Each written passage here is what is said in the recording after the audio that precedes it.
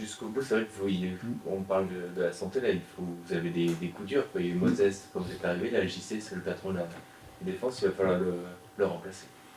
Oui, oui, non, mais après, ce sont les aléas, pardon. Donc, quand on rencontre, nous, en tant qu'entraîneur, hein, après, j'ai la chance d'avoir un effectif aujourd'hui qui doit être en mesure de compenser les absences, hein. C'est aussi simple que ça. Ma formule, elle ne change pas. Les absents ont toujours tort, voilà.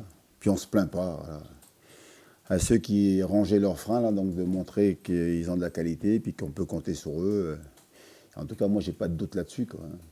Faut qu'on faut qu'on fasse le match dimanche face à Lille, avec les joueurs qui seront là et qui seront bien présents, quoi. Sur ce match, justement, Antoine, ça doit être le match du maintien. Ça doit être le match qui doit vous permettre d'être maintenu. En tout cas, on va tout faire pour que, voilà, on soit capable de, déjà, pour nous, qu'on ait un résultat positif. Parce que, ben, il y en a assez, quoi. Il y en a assez de perdre. On en a ras-le-bol, donc, voilà, d'à chaque fois, donc, ne pas être capable de ramener un résultat positif. Donc, on a de la fierté, on a de la qualité, et on veut donc corriger ça. Alors, on sait que c'est contre Lille, une équipe aujourd'hui qui est quatrième, qui vient de perdre chez elle avec une grosse occasion de passer devant Brest, donc qui est revancharde. Après, voilà, nous, on a envie de gagner déjà pour nous, et on sait qu'avec un résultat positif, ça pourrait donc nous être favorable pour le maintien. Mais après, c'est pour ça que je ne dis pas, je n'en passe pas ces mots parce que voilà, tout est possible, hein. Il faut être vigilant. Voilà. Dans l'absolu, c'est ce qu'on aimerait. Mais je connais trop le foot pour savoir que et ça peut aller jusqu'au 19 et voilà, contre Monaco et on peut faire les barrages, quoi. Donc j'ai dit en arrivant ici que si ça doit se jouer pour le barrage, on est prêt à ça, quoi. Ouais, ça peut être au moins un élément de motivation, à défaut d'être une... Ah oui, oui. Ben, on est motivé pour gagner. Après, voilà. Et le PSG était motivé pour gagner, hein. Voilà. Vous avez trouvé qu'ils étaient si motivés que ça, pareil? Oui, oui. Ben, bien sûr qu'ils étaient motivés. Après, vous avez un adversaire, hein, en face de vous, hein, ne vient pas en claquette, quoi. Ils viennent aussi pour faire leur travail et aussi, ils sont aussi motivés, voire des fois plus. Qu'est-ce qui vous a plu à Brest et que vous souhaitez que votre formation reproduise face à Lille? Ben, on a réussi à empêcher donc, cette équipe de Brest de pratiquer un football panache, un football spectacle, un football offensif. Pour preuve, c'est qu'il n'y a eu qu'une frappe, quoi, au cadré avec le tir de Loco en tout début de match. Mais on a super bien défendu. On a été capable de se projeter, surtout en première mi-temps où on a eu pas mal de situations. Voilà. On aurait pu ouvrir le score. Donc voilà, en tout cas, donc on ressort de ce match-là avec de la frustration parce qu'on se dit, voilà, on est content d'avoir pris un point, puis tu te dis, il y avait la possibilité. Mais en tout cas, voilà, c'est une bonne chose. Et il faut s'appuyer sur ce match-là pour essayer, donc en tout cas, contre Lille. Et on n'a pas le choix parce que si j'ai regardé les stats de Lille, c'est la cinquième attaque et troisième défense, quoi. Donc là, on a intérêt de bien défendre, on a intérêt d'être costaud. Et puis je pense qu'on aura des situations, on aura des possibilités donc de, enfin, j'espère, marquer. Vous avez vu des améliorations sur le travail défensif? Parce qu'on sait que c'est votre dada quand vous êtes revenu à Nantes. Vous aviez mis un point d'orgue à retrouver une sorte d'imperméabilité en défense. Est-ce que vous l'avez retrouvé? Est-ce que vous avez trouvé que le travail avait porté ses fruits à France? Oui, aujourd'hui, on peut dire qu'il y a pas mal d'avancées, puis on est bien. Même si on se souvient des matchs contre Rennes et contre Lyon à domicile, on a flanché en fin de match. Voilà. Mais dans l'ensemble, c'est beaucoup plus consistant, on est beaucoup plus solide. Voilà, il faut s'appuyer sur ces matchs-là. Et puis maintenant, on a parlé d'endurance mentale, d'être plus fort sur la durée, plus fort en fin de match. Et on l'a montré sur le match de Brest. Donc c'est intéressant. Maintenant, chaque match délivre sa vérité. Il faut être capable de refaire donc, les mêmes matchs et sur la durée contre Lille Et puis surtout être efficace offensivement, c'est ce que j'aimerais voir donc dimanche. C'est ça, c'est plus facile de resserrer derrière, de se faire organiser comme vous l'avez démontré à Brest, que de retrouver entre guillemets la confiance et l'adresse des attaquants. Alors, on sent que c'est ça. Plus facile, je crois pas, parce que si c'était facile, beaucoup d'équipes, voilà. Mais bon, on travaille dans ce sens-là, et puis surtout, ils ont compris les efforts qu'il faut faire. On parle de distance d'intervention, on parle donc d'être fort dans les duels, sur les replis défensifs aussi, et d'être concentré aussi beaucoup, hein, parce qu'on prend beaucoup aussi de buts sur coup de pied arrêté, donc le repli défensif. Ouais, vite se présenter face au jeu, et puis avoir le plus de joueurs aussi derrière le ballon, c'est pas mal aussi. Hein, ça, on joue plus compact. Mais après, c'est encore une fois un formidable test dimanche contre Lille, hein, qui joue quand même la Ligue des Champions, quoi. On continue notre parcours. Voilà. C'est quoi justement les points forts de cette équipe lilloise? Alors Lille, pour moi, c'est une des plus belles équipes à avoir joué, quoi. J'aime beaucoup leur jeu de possession. C'est une équipe qui a cette capacité à jouer chez l'adversaire. Elle aime avoir le ballon, elle veut avoir le ballon, et puis surtout, elle veut avoir le ballon très vite. Elle est capable de presser donc l'adversaire très haut, voilà, pour vite justement attaquer. Puis voilà, ils ont des formidables joueurs. Donc aujourd'hui, ils ne sont pas là par hasard. Tous les ans, hein, je crois, ils font la Coupe d'Europe. C'est juste savoir pour eux aujourd'hui, est-ce qu'ils font la Ligue Europa ou la Ligue des Champions, quoi. Voir les barrages. Donc voilà, puis après, bien sûr, comme elle a un jeu assez intense, il laisse aussi des espaces. Donc il y a des fois des possibilités pour nous, en tout cas, à exploiter. Parce qu'ils ont des latéraux qui vont aussi très haut, qui attaquent beaucoup aussi. Ça doit nous donner donc des idées, des possibilités, quoi. On parlait de JC, de son absence en défense. Il y en aura un qui sera présent, apte du moins. C'est Nicolas Palois qui pourrait potentiellement vivre son dernier match à la Beaujoire, étant donné qu'il est en fin de contrat. Palois, c'est 7 ans de longévité à Nantes, ce qui n'est pas rien aujourd'hui. Il représente quoi au club, Nicolas Palois? Mais moi, je ne peux pas répondre à cette question parce que parler d'éventualité, moi, je ne l'ai même pas abordé. Non, mais je ne l'ai même pas abordé. Mais je vais être très clair avec vous. Heureusement que vous êtes là pour me poser la question parce que moi, je ne suis pas à me poser ce genre de questions. Maintenant, vous me la posez, mais moi, j'en sais rien. Et puis, c'est le cadet de mes soucis. Non, mais vraiment. Là, on ne parle pas de prolongation, mais sur ce qu'il représente. Non, mais je n'ai pas parlé de prolongation ni de fin de... Ce qu'il représente au club. Non, mais alors, vous me dites qu'est-ce qu'il représente au club, mais de savoir s'il va jouer son dernier match, j'en sais rien, moi. Et puis très honnêtement, je m'en fous complètement. Voilà. Mais vraiment, hein, moi, ce qui m'intéresse, c'est que... Un joueur qui dure 7 ans mérite quand même d'avoir... Oui, mais ça. Et puis, s'il y a des choses que je lui dirais, mais parce que je n'ai même pas envisagé la question. Vous m'apprenez que donc il va jouer son dernier match, j'ai même pas pensé à ça, moi. J'emploie le conditionnel. Si on se fie à son contrat, il peut... Oui, mais comme alors dans ces cas-là, il faut parler de Moutoussamy, il faut parler de... Il y en a beaucoup. Mais la longévité de Palois est... Oui. Mais voilà, donc c'est une question qui n'est pas pour moi donc à l'ordre du jour. Voilà. Mais si j'ai envie de vous dire que c'est un joueur important, c'est un joueur très important. D'ailleurs, pour preuve, c'est que depuis que je suis revenu, il a raté, je crois, le premier ou le deuxième match. Et puis depuis, il démarre tous les matchs, quoi. Et puis il est bon, quoi. Donc voilà. C'est un joueur assez atypique, quand même. Ah non, c'est un très bon défenseur. Il a besoin de temps en temps qu'on soit derrière lui, hein, c'est ça. Mais j'aime bien parce que c'est un garçon qui sait ce qu'il a à faire sur un terrain. Il est rassurant pour les copains. Je pense que quand tu es adversaire, tu n'aimes pas l'avoir sur le dos. Il est assez impressionnant physiquement.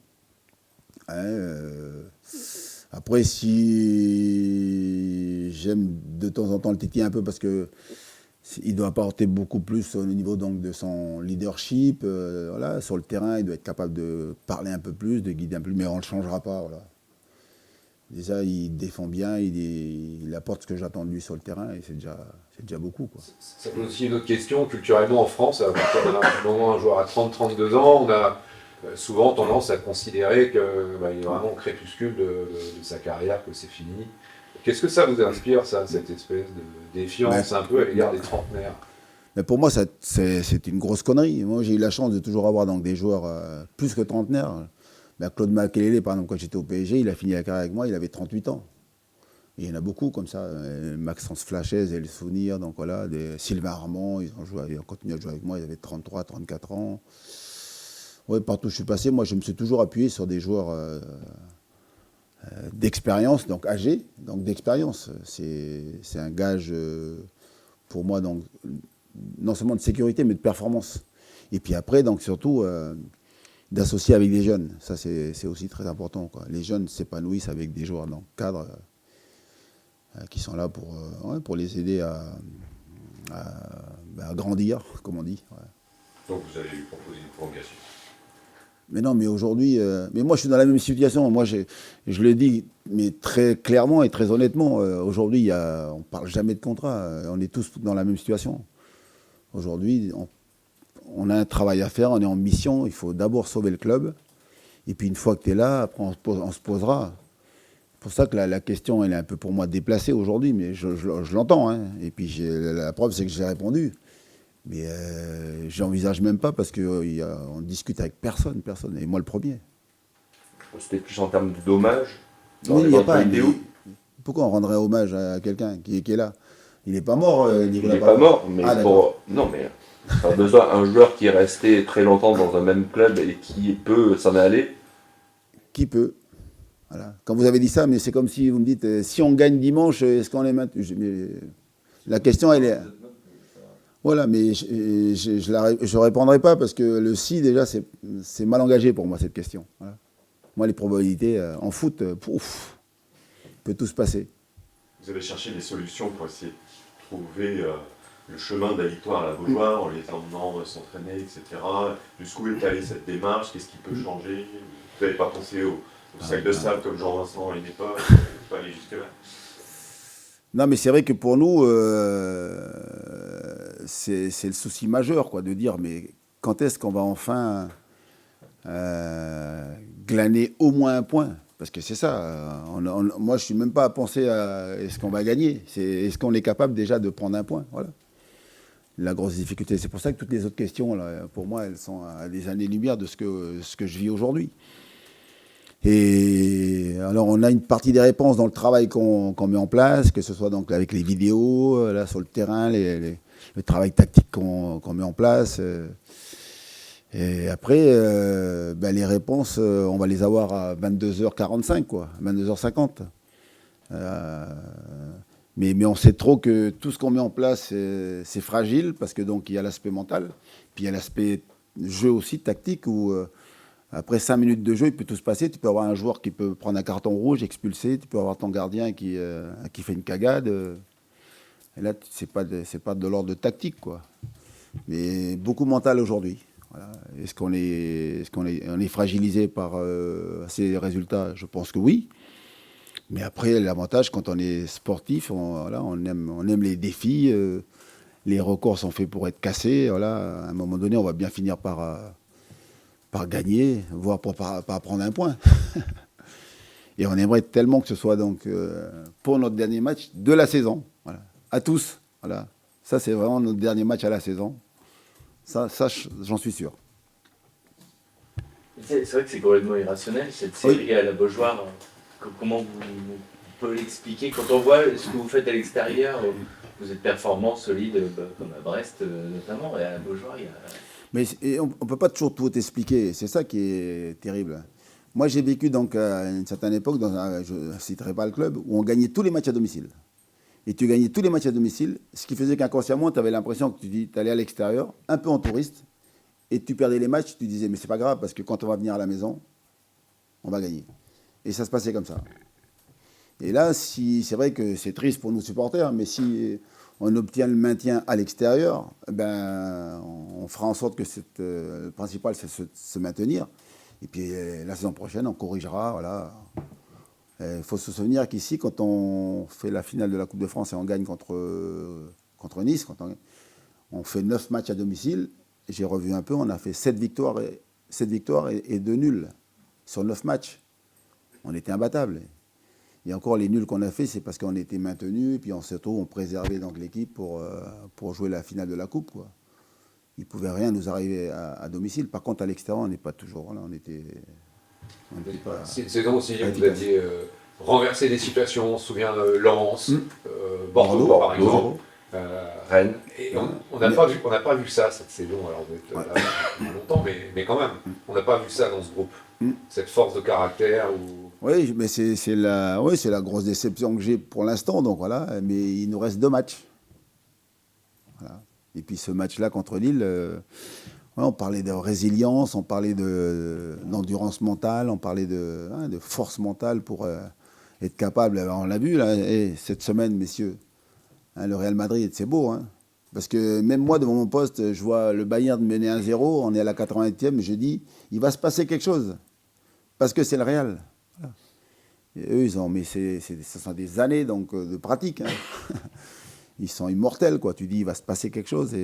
Alors, je voyais le scénario revenir au score et puis les prolongations, mais jamais j'imagine qu'ils vont marquer 2 buts en 3 minutes, quoi. Voilà. Comme les Leverkusen. Ah là, en ce moment, les Leverkusen, ce qu'ils font, j'ai bien compris, il n'y a aucun club au monde qui a réussi à faire ce que fait le Leverkusen aujourd'hui. C'est 49 matchs, 40 victoires et 9 nuls, quoi. Et puis, combien de nuls dans les arrêts de jeu ou combien de victoires obtenues donc, dans les arrêts de jeu, là. Et là, c'est la 97e, 96e, 95e. Tu dis, mais voilà, ils sont bénis des dieux, quoi. Et pourtant, les calendriers de leur championnat n'ont pas été changés. Ah, la fameuse question. Oui, mais ça... Non, mais est-ce que finalement, en gros, ça ne sert à rien et qu'il faut pas... Mais moi, je dirais pas ça. Je dirais pas ça parce que le principal, c'est qu'on voit que les dirigeants travaillent, les gens de la Ligue la travaillent, en étroite collaboration avec les clubs et tout. Ils ont fait ce qu'ils pensaient bien donc pour aider les clubs et protéger les clubs de façon à ce que... Ils ont mis les clubs, en tout cas, qui faisaient la Coupe d'Europe, PSG et Marseille, dans les meilleures conditions. Après, ça se joue toujours sur un terrain. Mais en tout cas, ils ont fait, en leur conscience, ce qu'ils estimaient de mieux pour que les clubs puissent performer donc, sur la Coupe d'Europe. Au moins, ils ne sont pas restés là, les bras croisés. Ils ont essayé. Voilà. On verra l'année prochaine, quoi. Mais finalement, ça n'a pas marché. Mais au moins, moi, je dis toujours, ils ont essayé. C'est plutôt pour les clubs qui jouent le maintien, ces clubs-là, eux, c'est un peu compliqué parce qu'ils vont être amenés à jouer 3 matchs dans la semaine. Mais bon, quand vous prenez des décisions, comme moi, là, tous les jours, ben, vous faites des heureux et des malheureux. On protège souvent plus les gros. Pardon ? On protège souvent plus les gros que les petits. Oui, mais bon, ça... l'arbitrage, c'est comme tout le monde, bon, c'est comme ça de toute façon. Mais voilà, moi, j'ai eu la chance, j'ai joué dans ces clubs-là, j'ai entraîné dans ces clubs-là, donc... Voilà, et tant mieux si on fait ça pour que... Là aujourd'hui, on a 3 qualifiés en Ligue des Champions direct. Vous avez un 4e qui fait les barrages. On est devant le Portugal, devant les Pays-Bas, ça. Voilà. C'est bien. Vous parlez de décision. Vous avez décidé il y a 2 matchs de confier le brassard à Alban. Ah, là c'est une vraie question, là. Il n'écoute pas. Cadeau, ça. Non, c'est pas pour lui, c'est pour... Mais c'est pas faux, en même temps, c'est pas faux. Ça, c'est une vraie question. Ah, puis lui, il est bon, lui, parce qu'il jette ça sur le collègue, là. Mais non, c'est toi que je visais. Oui. Votre choix, est-ce que vous pouvez expliquer votre choix d'avoir changé de capitaine ? Ben, je disais, nous, on travaille, donc on tente des choses. Hein. Alors, des fois, ça marche, des fois, ça marche pas, mais j'avais envie de confier le brassard à Alban pour voir est-ce que ça allait avoir un impact sur lui, sur l'équipe, j'en sais rien, sur les résultats. Voilà. Je suis pareil. Ouais, je dis, on reste pas les bras croisés, on tente des choses. Voilà. Ça peut être sur le terrain, mais aussi donc là sur les relations qu'on a avec les joueurs, quoi. Mais le vrai capitaine, attention, le capitaine c'est Pedro Chirivella. Hein. Mais voilà, j'avais envie de bousculer un peu. Mais par contre, j'en ai parlé, comme ça, vous savez tout, à Pedro. C'est lui, il m'aurait dit non, on ne fait pas. Il ne faut pas donc avantager un pour pénaliser l'autre, quoi. C'est d'un commun accord, là. Vous pensez que ça pouvait changer quelque chose aussi pour Alban Ben, je sais pas. Mais apparemment, donc, il va vous dire, si vous lui posez la question, je ne sais pas, mais il dit, moi, j'ai le brassard, je n'ai pas perdu. parce qu'on fait un sport collectif, mais les mecs, ils sont toujours quand même sur leur performance individuelle. Pardon. Voilà. Il répond, lui, apparemment, lui, pour lui, et puis ben, le groupe, si finalement on a obtenu de bons résultats, c'était quand même de déplacements compliqués, quoi. Hein, vous avez vu, Montpellier marche sur l'eau. Hein. Quand on les joue, nous, ils sont sur 3 victoires, 1 nul, et là, après nous avoir joué, ben, ils sont sur 4 victoires, 1 nul. Ils sont allés gagner à Toulouse quand même aussi derrière. Et puis, ben, je ne vais pas vous dire, mais Brest, ils sont 3e, quoi. Je pense une dernière question. Ah. Pour revenir sur Paris, vous avez été déçu quand même. Quand on voit le match de Mbappé, par exemple, il y avait mieux à faire sur ce match-là. Oui, déçu parce que moi je supporte, comme hier, j'étais déçu de voir Marseille être éliminé. Moi je supporte tous les clubs français en Coupe d'Europe, donc déçu de voir nos clubs éliminés. Et puis après, oui, déçu parce que je pense que PSG, peut-être qu'il y avait la place, mais Marseille, c'était compliqué. Voilà. Marseille, quand tu sors du match, tu dis, Atalanta est trop fort. Voilà. Mais le PSG, il y avait la place. Après, voilà, j'ai aimé la formule de Luis Enrique qui dit, voilà, il faut savoir perdre. Voilà. Après, tu peux toujours, quand tu peux tout expliquer, mais voilà, ils ont perdu. Moi, je pense que Dortmund a fait aussi un grand match, 2 grands matchs.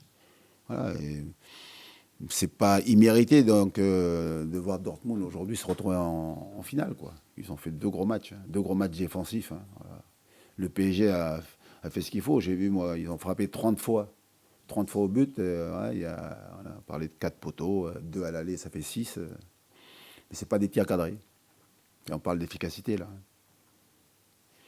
Voilà, messieurs. Merci à vous.